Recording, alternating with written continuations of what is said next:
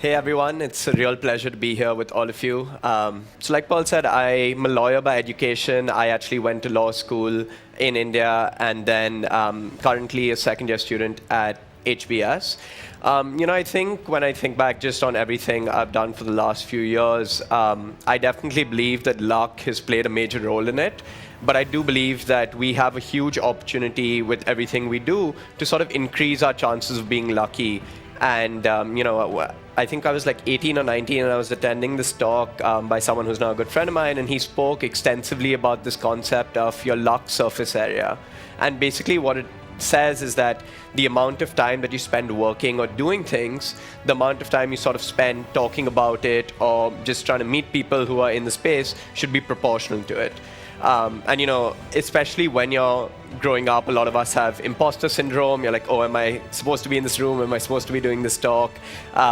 Any of that. And it's just, the more I've tried to apply this principle of the luck surface area in my life, it truly has increased the number of opportunities I've gotten. So I just want to talk a bit about everything I've done, what role luck played in it, how I believe that I was able to make the most of it, and also spend a little bit of time just talking about my learnings, generally pitching my own startups, pitching my ideas, pitching myself.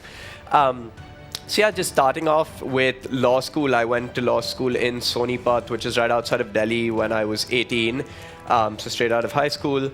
And it's a 5-year program, and I think, I loved law school, every single minute of it, studying law.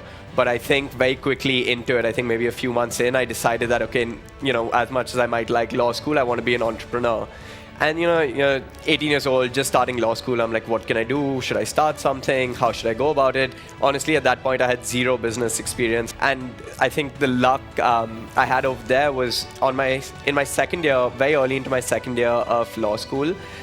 This was at the Jindal Global University. A center for entrepreneurship opened. There was a professor who was running it. And it's very rare that at a law school you have like a center for entrepreneurship that gets started, but at that point the university was trying to be a lot more. And so I immediately went, I met this professor, and I was like, whatever opportunities you have, wherever I can help, I'd love to be involved. And I ended up becoming a research assistant at the center and spent 4 years, or the rest of my time at law school sort of working there. But the things I think I did over there to sort of increase my chances of getting opportunities, of being lucky, was to start a couple of things. At that point I realized, okay, I don't really know much about startups, but I definitely know I want to be an entrepreneur. So I started something called the Startup Academy, where I convinced the professor that we need to have, business leaders from Delhi, entrepreneurs, everyone come in, speak to us, and just tell us more about their own journeys and teach us as students what we could be doing. That gave me an opportunity to learn from all of them. And then in my third year, I started something called Legal Entrepreneurship Cell, because I was like, I'm in law school, I'm not really meeting any entrepreneurs, and I know how important the network is. So I figured if I do pro bono legal research work for startups, that would be a great way to sort of meet a lot of founders, and that's what I ended up doing. In my final year of law school, I'm trying to figure out, okay, I know I don't want to be a lawyer, I still don't have a startup, what should I do? I got lucky again. One of my roommates, who was one of my best friends in college, he used to do a lot of freelance design and video editing and make logos for companies on campus, off campus, all of that. And I used to code just as a hobby on the side, and one of his clients needed a website. And I said, yeah, of course, I'd be happy to sort of do it. And at that point, I really honestly didn't have much of an idea of what I was doing, but I did as much work as I could, learning again properly how to code, how to build a website, and we ended up doing it. And I think we got paid maybe 3,000 rupees for 2 months of work, or a month and a half. And at that point we were like, this is incredible, this is life-changing, I'm gonna start a creative agency. My roommate and I ended up co-founding Plain Crazy, which was a creative agency.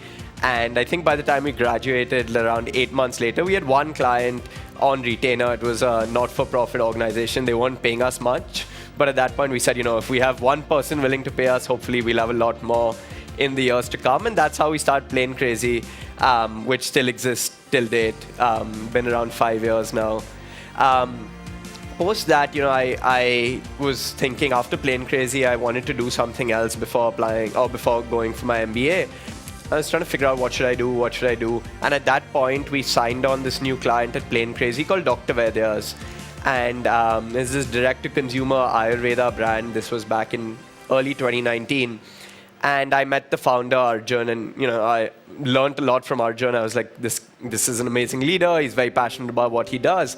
And so when I was deciding what to do next, I decided, okay, I've just met Arjun. I've been sort of lucky to get introduced to him through this. And I reached out to him and I said, what do you think? And at that point, as luck would have it, he was looking for someone to join him in the CEO's office. And so I went through my rounds of interviews and stuff and ended up switching over from Plain Crazy to Dr. Vaidya's, where I was very fortunate to sort of get to spend a lot of time working at a fast-growing startup. Again, at that point, when I joined in December 2019, we were doing around 1,000, 1,100 orders a day. In the next year, e-commerce in India really took off. And again, I was very lucky to be a part of that. Almost like a rocket ship, we went to around 5,000 orders a day at one point, and the company ended up getting acquired. And soon after that, a few months after I left Dr. Vaidya's, I started my MBA at HBS.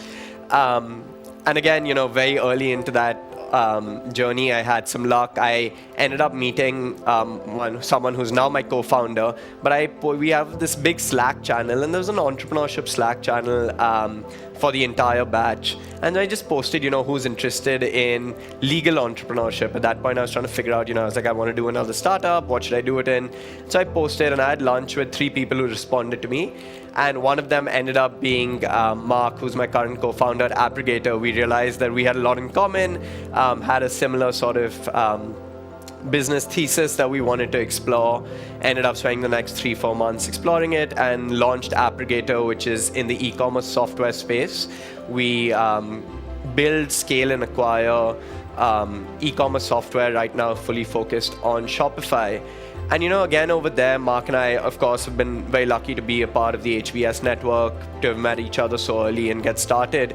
But we've also spent a lot of time talking about what we're doing, pitching our startup, and have now raised a couple of rounds of funding as well.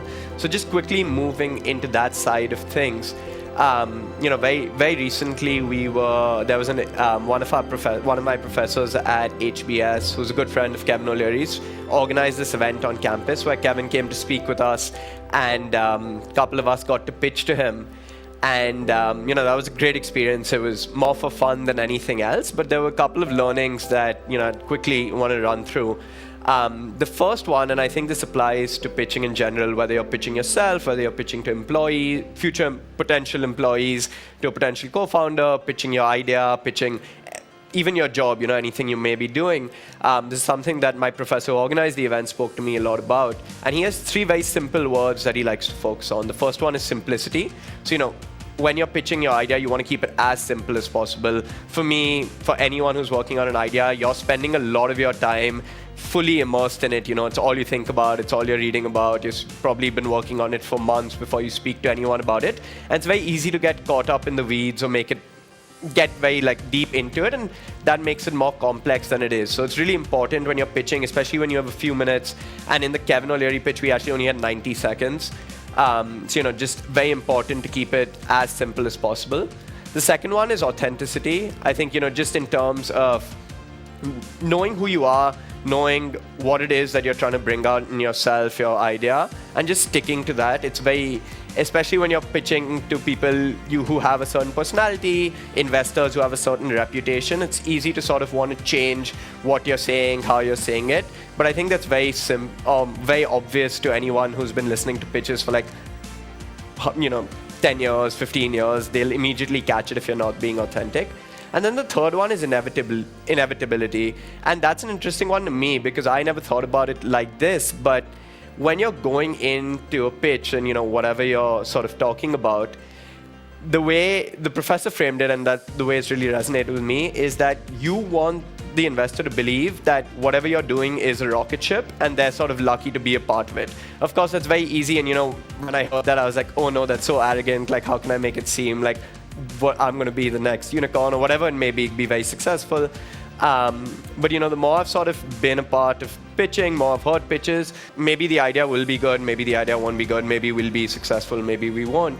But I assume if you're spending your entire life dedicated to working on something, the late nights, early mornings, all of that, you probably do believe and have that self-belief that it is an idea worth working on. So just sort of projecting that, making sure that that comes across, and it's not something that you're nervous about or confused about, because clearly you're not if it's something you've dedicated all your time to. So those are the three things: simplicity, authenticity, and inevitability. Couple of other learnings, one of someone else who pitched at the Kevin O'Leary event, I learned this from him, was just during a pitch, during a speech, whatever you're doing, it's very important to cut out all the noise.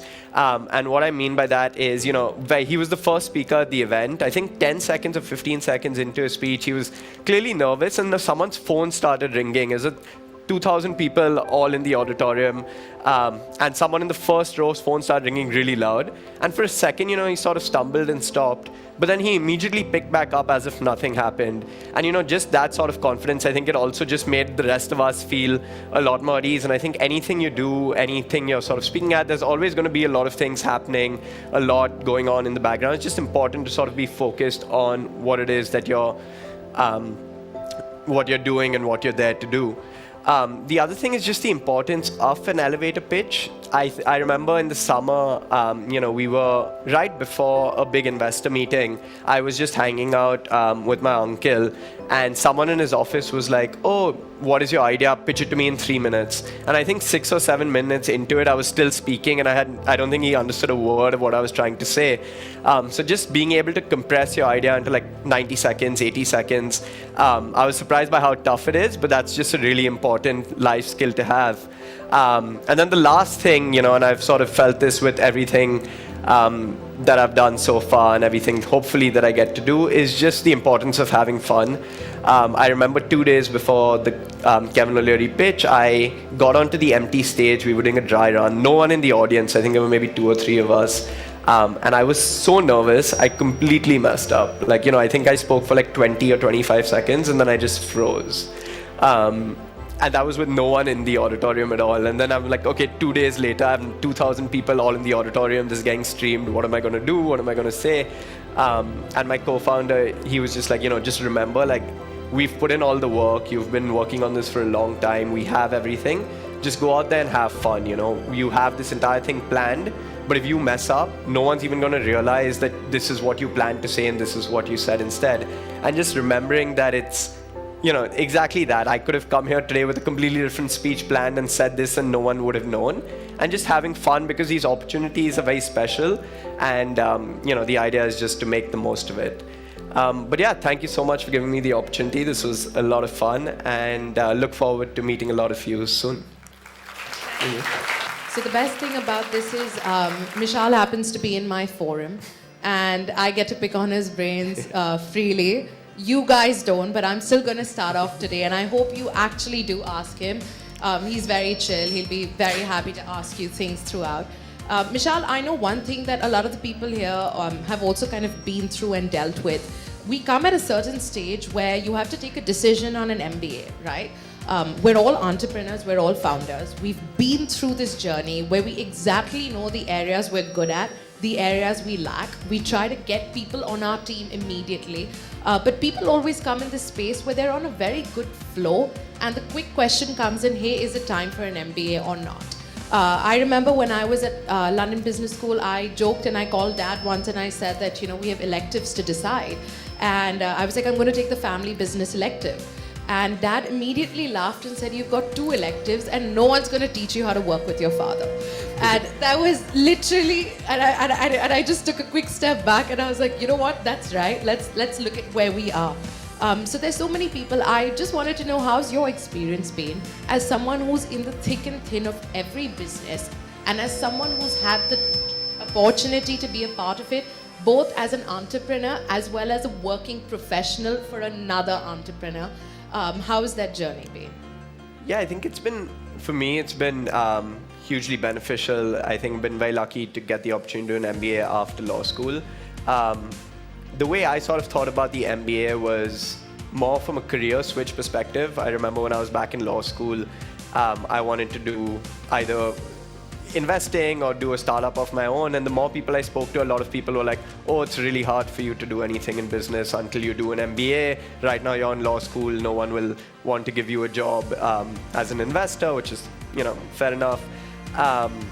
And so when I was, I think, in my 3rd year of law school, and I had done an internship more from the legal side, but I got to do sort of both at a VC fund.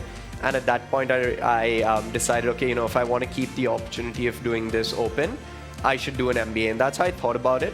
I think now when I sort of think back, being a part of it, being in it, from a network perspective, I think I'd never really lived or studied outside of India, and that has been that's been a great opportunity and something that's really opened up my eyes in terms of experiences, but also just I'm a huge sort of fan of studying in general, learning as much as you can. I think this is the age. I love being in law school. I love all my classes at business school.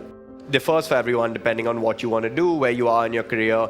But I think I was lucky enough that the sort of timing aligned for all of it. Mishaal, two things that you said. One was networking, and one thing that you spoke consistently through in your speech was, the luck surface area. That's been wonderful, but credit to you goes on making sure that you kind of milk that luck with the network that you do. And all of us at this place, you spoke about imposter syndrome, right? That am I capable enough to reach out to someone? How do you kind of go ahead and reach out to people, whether it's your potential investors, people that you want to talk to? At DLC, we have this entire community of 2,700 people. People are members within the community, and they still shy away from making the most of the network available to them. So just a little bit about how you really go out of your way to expand your network, and what's worked for you and what are you hoping to do soon enough? Everyone definitely has imposter syndrome. It was funny, I remember my first day at HBS. I'm I've only been in law school. I haven't really done anything. Everyone's going to be far more accomplished than me. And then you get there and everyone is feeling the same way. There are people who've accomplished way more than I'm ever going to even dream of doing, and they felt the same way as well. So it's just funny when you think about it like that. I think from a networking and general branding standpoint, that's something I learned a lot from Arjun, who was my boss at Dr. Vaidya's. He never shied away from asking anything. I remember when Dr. Vaidya's, no one had really heard of the company very early on. He wore Dr. Vaidya's t-shirt everywhere we went, and people would make fun of him, but he always wore it.